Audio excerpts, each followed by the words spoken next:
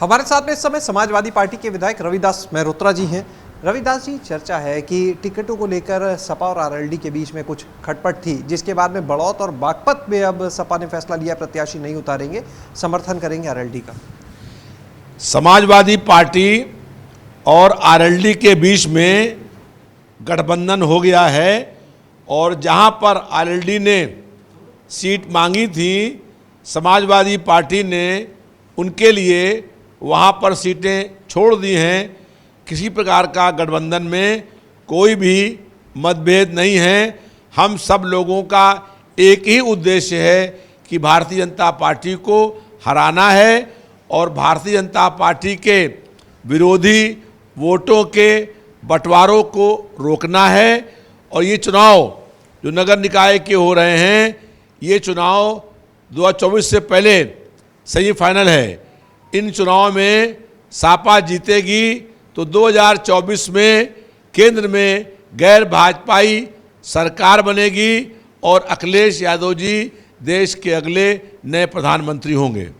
Sir, आज मुख्यमंत्री, आप लोग लगातार देखिए सवाल उठा रहे हैं सरकार के ऊपर कानून व्यवस्था को लेकर। आज मुख्यमंत्री जी ने कहा है कि जब 2007 से 2012 की सरकार की बात करें तो प्रदेश में 364 से अधिक दंगे हुए। 2012 से 2017 तक की बात करें तो 700 से ज़्यादा दंगे प्रदेश में हुए, लेकिन 2017 से और अब तक एक भी दंगा नहीं हुआ, कभी कर्फ्यू नहीं लगाना पड़ा। भारतीय जनता पार्टी की सरकार के लोग झूठ बोलने का काम करते हैं और झूठे आंकड़े पेश करने का काम करते हैं। कई जगहों पर तनाव हुए हैं।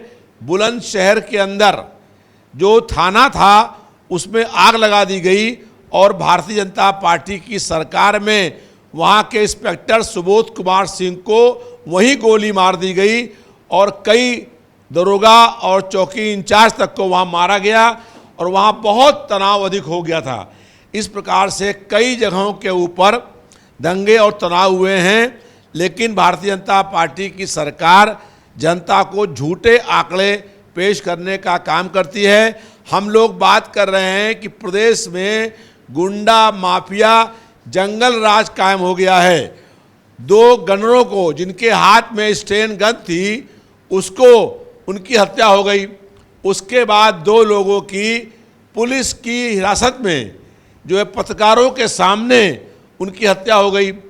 और जो प्रदेश के मुख्यमंत्री कहते हैं कि माफियाओं को मिट्टी मिला देंगे और रोज़ नए माफिया पैदा कर रहे हैं, अब 3 नए माफिया पैदा हो गए। तो भारतीय जनता पार्टी की सरकार अपराध को रोक पाने में पूर्ण रूप से अक्षम हो गई है।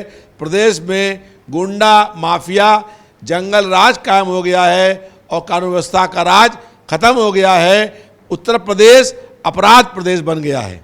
मुख्यमंत्री कह रहे हैं कि आज किसी की हिम्मत नहीं कि धमकी देके किसी से वसूली कर ले।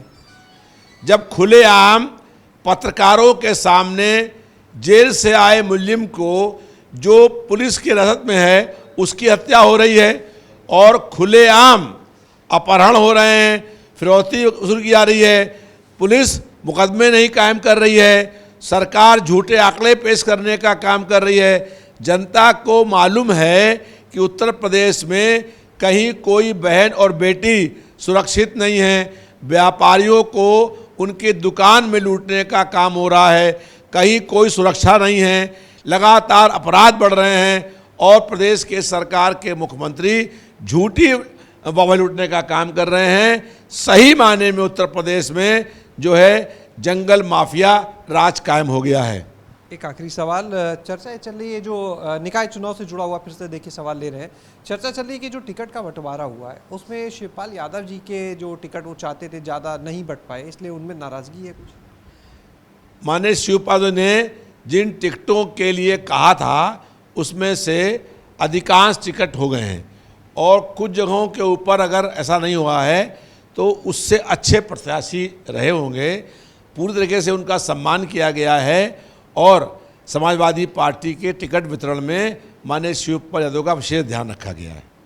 शुक्रिया बात करने के लिए। तो ये थे हमारे साथ में रविदास मेहरोत्रा जी। अगर बात करें निकाय चुनाव तो उन्होंने कहा कि सपा और आरएलडी के बीच में किसी तरह की कोई खटपट नहीं है। जो सीटें आरएलडी ने मांगी थी वो सपा ने उनके लिए छोड़ दी हैं। जहां तक बात करें शिवपाल यादव जी की, तो जो भी उन्होंने सूची दी थी प्रत्याशियों की, कोशिश की गई कि अधिकतर लोगों को सम्मान दिया जाए, लेकिन कहीं पर अगर प्रत्याशी और बेहतर मिले तो उस जगह पर प्रत्याशी बदले गए हैं।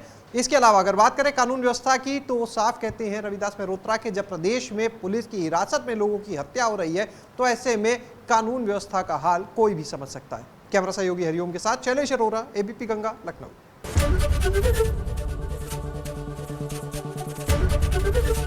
एबीपी गंगा, खबर आपकी, जुबान आपकी।